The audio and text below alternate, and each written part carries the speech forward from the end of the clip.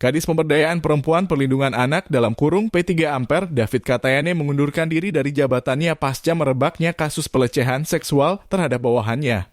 Informasi dihimpun hari ini jadi terakhir David Katayane berkantor Selasa dalam kurung 18 Juli 2023. Pantauan tribunambon.com sekitar pukul 15.00 waktu Indonesia Timur di lokasi, terlihat mobil dinas berplat merah yang digunakan Kadis P3 Ampere Maluku terparkir di depan kantor.